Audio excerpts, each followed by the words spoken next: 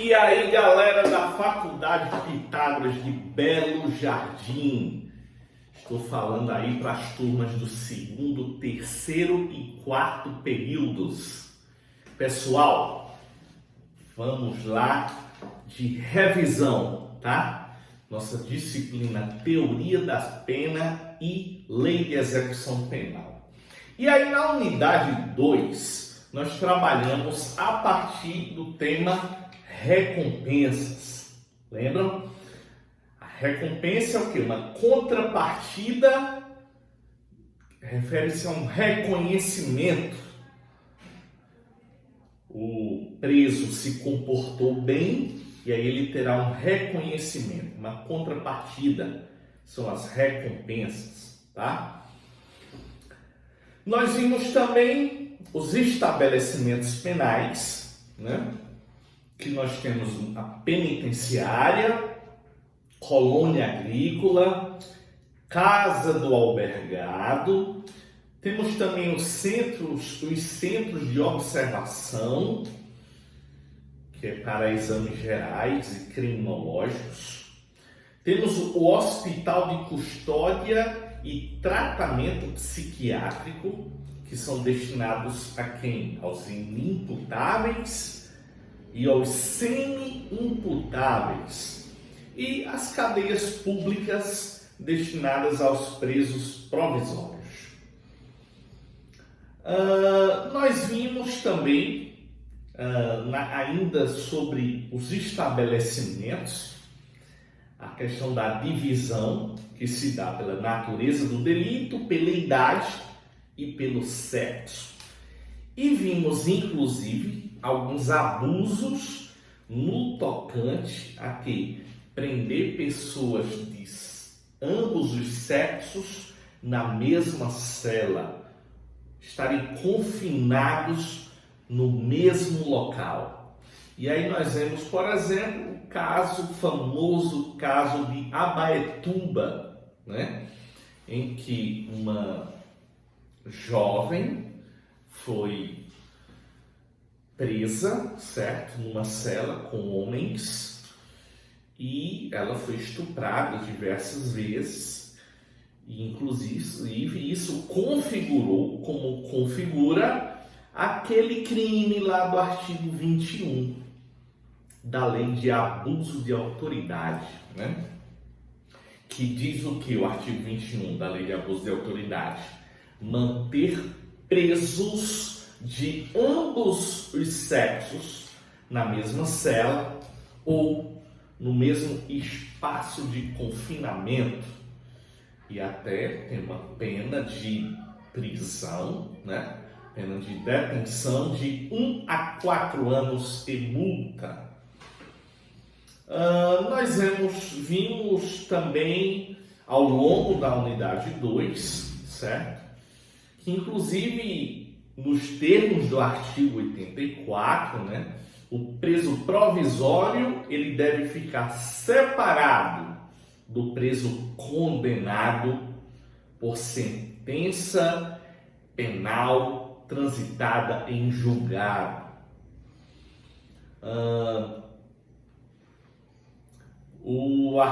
Ainda seguindo nessa ótica, o parágrafo 3º vai trazer lá o critério de presos condenados, né?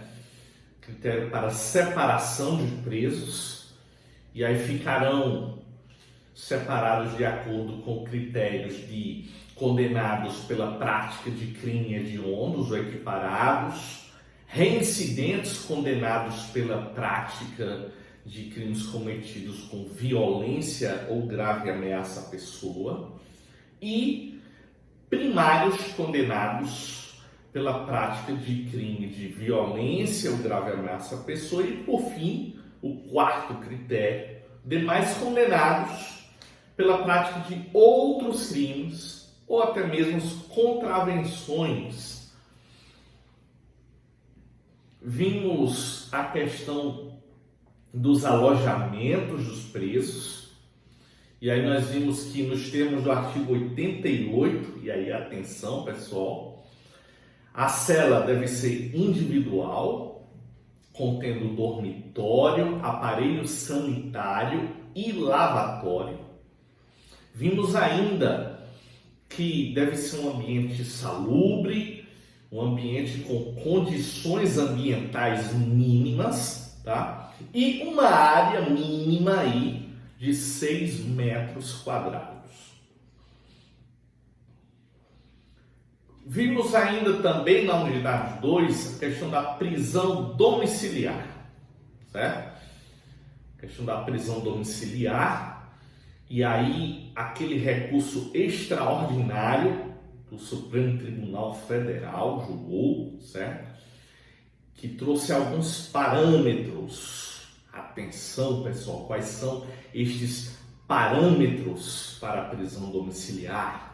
E aí vem saída antecipada de outro sentenciado no regime com falta de vagas. Para quê? Para abrir vagas para os reeducandos que acabaram por satisfazer os requisitos para progressão. Um segundo parâmetro seria a liberdade eletronicamente monitorada, né? Uso de tornozeleira eletrônica, né? Para quem? Para o sentenciado que sai antecipadamente ou é posto em prisão domiciliar, falta de vagas. E um terceiro parâmetro trazido pelo RE é o cumprimento de penas restritivas de direitos ou ainda estudos referentes aos sentenciados do regime aberto. Está aí os parâmetros trazidos pelo Supremo Tribunal Federal ao julgar esse importante recurso extraordinário, certo? Temos também o RE 570-252, em que o STF dispôs que os presos submetidos a situações degradantes, eles devem ser o quê? Indenizados. Os presos submetidos em situações degradantes.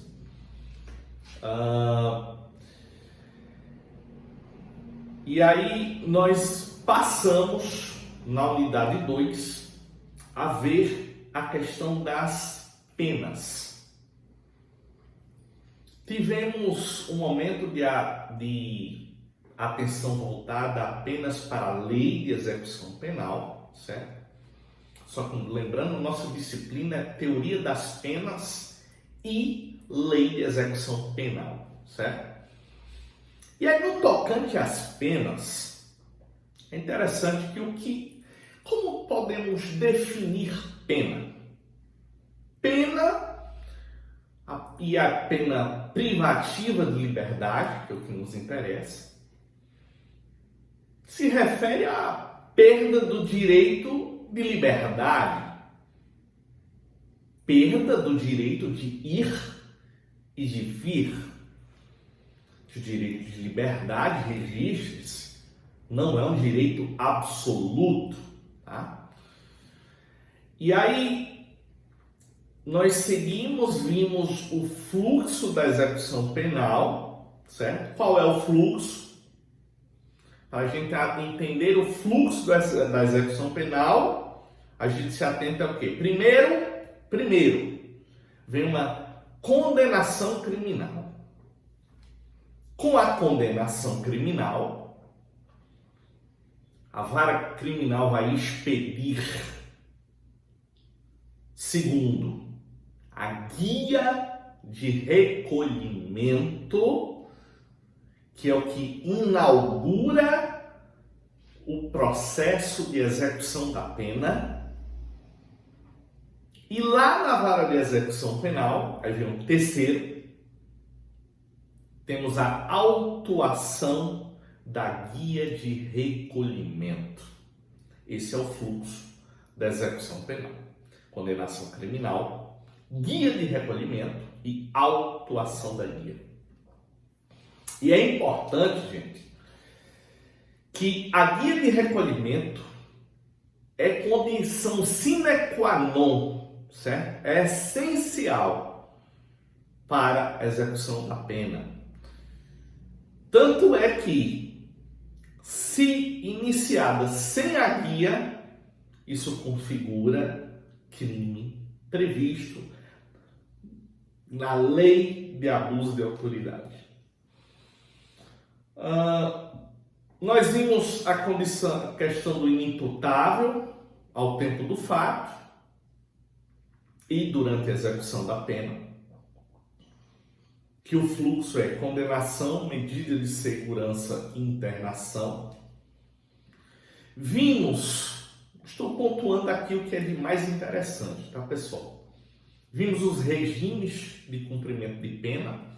E aí, atenção, não confunda regime de cumprimento de pena com espécie de pena privativa de liberdade.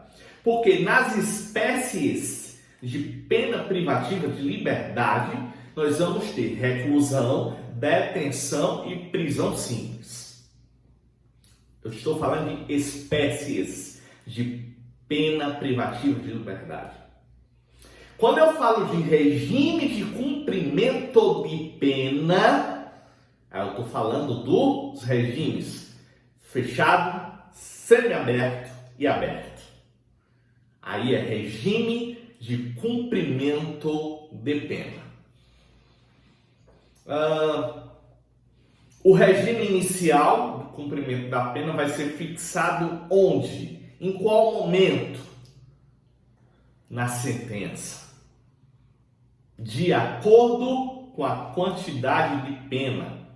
E aí são várias as decisões, inclusive entendimentos simulado do Supremo Tribunal Federal. Vale a pena ver as súmulas 719, a súmula 718, também do STJ, a súmula 440, vê lá no material, certo? Que a imposição do regime de cumprimento mais severo do que a pena aplicada tem que permitir o quê? Motivação idônea, certo? A opinião do julgador sobre a gravidade em abstrato do crime não constitui motivação idônea para a imposição de quê? De regime mais severo.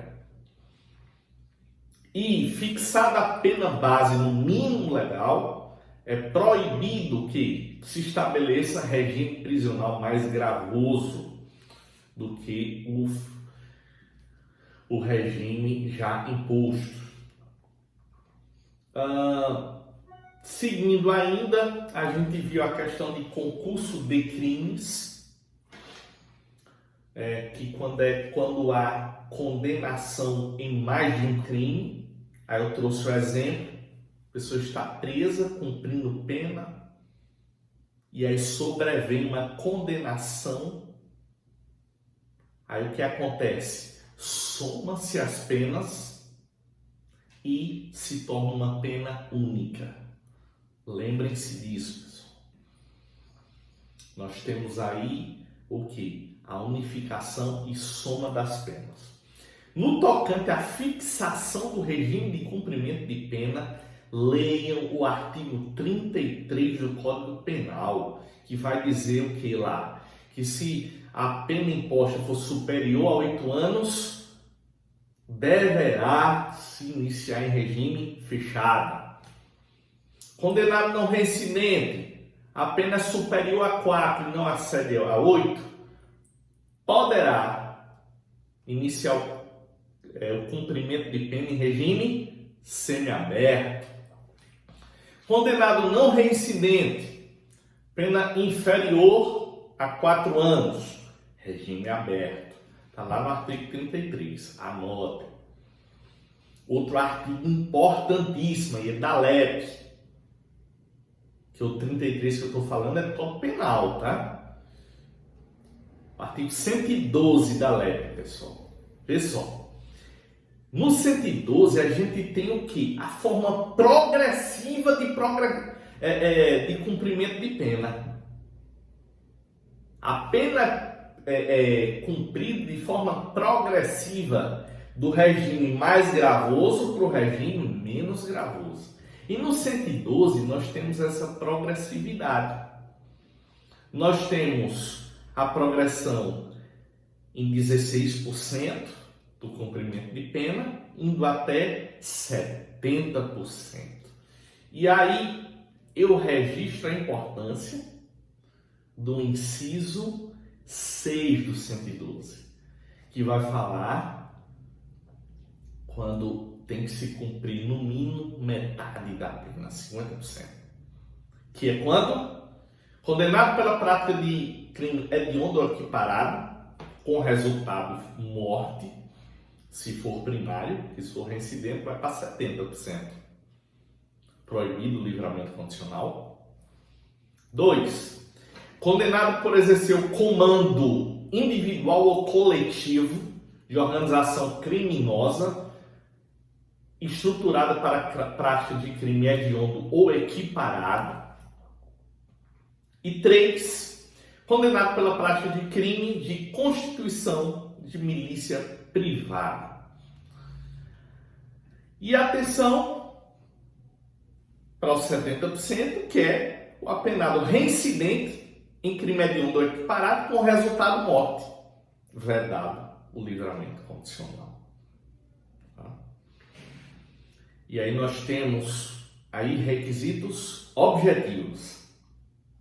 Não estou falando de requisitos subjetivos, tá? A questão do termo inicial para a progressão do semiaberto para o aberto, e aí aquela célebre discussão doutrinária, se a decisão que determina a progressão é declaratória ou constitutiva, lembram? E aí tanto o STF quanto o STJ firmam o entendimento que é declaratória, apenas reconhecem. Por quê? Porque o marco inicial, a data de quando o apenado cumpriu todos os requisitos para a progressão, e não da data da decisão, que ela apenas reconhece. Ela não firma a partir dali o reconhecimento. Progressão em salto é vedada, como vocês viram em nossas aulas, né? É vedada a progressão em salto. Em hipótese alguma, pessoal. Em hipótese alguma. Não pode. Certo? O preso que está em RDD, observação, ele cumpriu os requisitos, mas ele tem que cumprir também a sanção disciplinar do RDD para poder progredir. A recusa em progredir é possível? Não, não é. Lembrem-se do caso Suzana Richthofen. A progressão para o regime aberto. Vejam lá o artigo 113, tá? O apenado ele tem que aceitar as condições do programa, as condições impostas pelo juízo da execução para poder progredir, tá? Um dos requisitos para progredir para o aberto é o exercício do trabalho. Lembrando que trabalho é um dever do preso, tá? Porém, estão dispensados de comprovar o exercício do trabalho quem?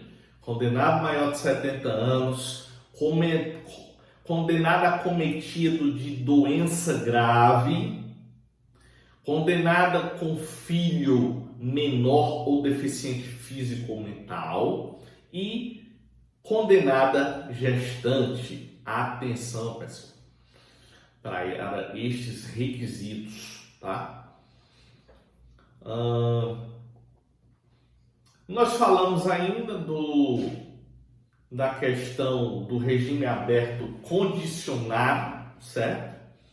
Está expresso lá na LEP, tá? Na Lei de Execução Penal, que Para isso, o apenado tem que ter condições estabelecidas, certo? Cumprimento de requisitos. E aí, dentre os requisitos vão ter permanecer no local que for designado durante repouso e nos dias de folga, sair para o trabalho e retornar nos horários fixados, não se ausentar da comarca onde reside, sem autorização judicial, e comparecer ao juízo para estar o quê? Informando, justificando as suas atividades, quando for determinado. Lembrando que este rol do regime aberto condicionado, certo? Esse rol, ele não é taxativo, tá? É um rol exemplificativo. Lembrando ainda da prisão domiciliar, os requisitos são condenado maior de 70 anos, condenado acometido de doença grave, condenada com filho menor ou deficiente físico ou mental e condenada gestante, tá? Aquela discussão que nós tivemos já no final da unidade sobre o estatuto da OAB dispor que o advogado preso provisoriamente tem direito à sala de Estado Maior ou à prisão domiciliar. E aí vem um recurso extraordinário, 1.648.174, originário lá do Mato Grosso, que diz que a exigência baseada somente no Estatuto da Ordem dos Advogados do Brasil, sem o cumprimento de quê? Dos requisitos para a prisão domiciliar, que a gente viu agora, artigo 117 da LEP, deve ser ignorada, optando a priori pela impugnação pela prisão em sala de Estado Maior, se tiver tal disponibilizado, tá? Devendo-se optar pelo quê? Pela prisão especial, como é comum ocorrer. A gente até falou do que seria a sala de Estado Maior, né? Salas específicas de detenção, onde? Em estabelecimentos do Exército, da Marinha e afins, certo? Coisa que normalmente hoje não existe mais. Por isso que se opta, nos termos desse RE, pela prisão especial, certo? A regressão de regime pode se dar por salto, né? E aí ela se dá quando? Quando o condenado praticar fato definido como crime doloso ou falta grave. Veja, eu não estou falando aqui de crime culposo ou contravenções, tá? É crime doloso ou falta grave. Quando ele sofrer condenação por crime anterior, e aí a soma e unificação da pena não permitir que ele permaneça no regime mais brando onde se encontra, né? E a regressão em salto, gente, ela é possível, certo? E ela não ofende a coisa julgada, tá? Não ofende. Porque ela se dará quando? Quando o condenado, no curso da execução, praticar um crime doloso ou falta grave, ou sobrevier sobre ele uma condenação que, quando somar e unificar as penas, ele não tem condições de permanecer no regime mais brando em que se encontra, tá? E aí, gente, veja só, muita atenção, pessoal, mas muita atenção mesmo, tá? Na questão dos regimes de cumprimento de pena. Os regimes, repito, fechado, semiaberto e aberto. Não confundam com reclusão, detenção e prisão simples, não. Que aí eu estou falando de espécie de pena privativa de liberdade. Regime, quando eu falar regime, é fechado, semiaberto e aberto. Os espaços de confinamento nos termos da LEP, gente, é cela coletiva, com que? Dormitório, aparelho sanitário e lavatório. lembrem-se. Espaços com 6 metros quadrados, aeração, ambiente salubre, lembrem-se disso. Gente, atenção no que a gente falou sobre lei de abuso de autoridade, estabelecimentos penais, que manter presos de ambos os sexos nos mesmos espaços de confinamento é o quê? Crime. É crime. Artigo 21 da lei de abuso de autoridade. Vejam.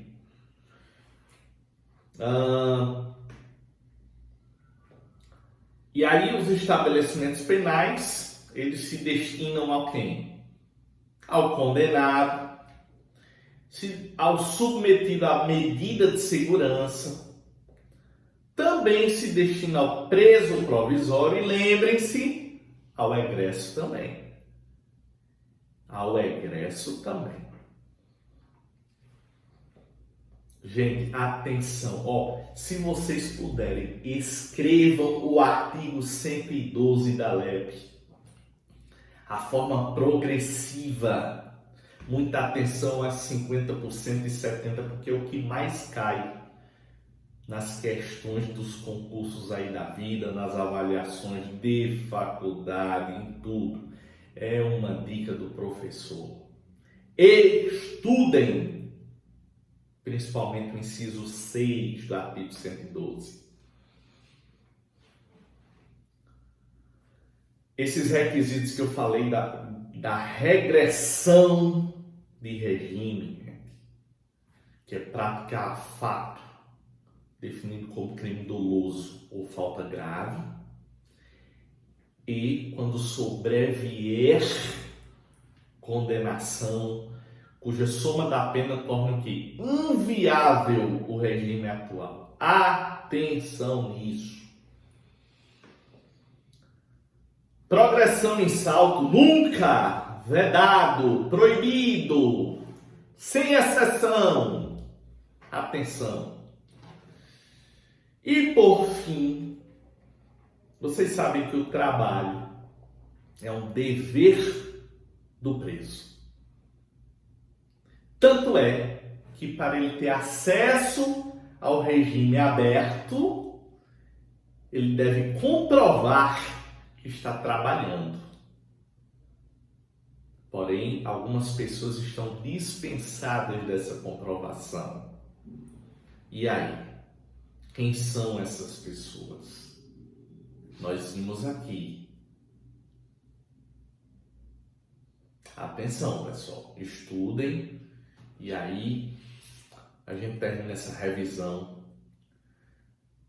Trabalhamos muito bem o conteúdo, certo? Espero que vocês tenham um excelente resultado nessa avaliação da segunda unidade, certo?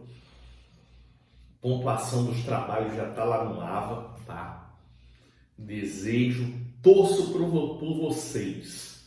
Agradeço a vocês todo o conhecimento produzido, todo o carinho comigo e sigamos para os próximos períodos com muita motivação, alegria, força de vontade, que vocês vão chegar lá. Juntos a gente chega lá e vence, tá bem? Um abraço a todos e em breve bom recesso e bom retorno também às aulas. Um abraço a todos.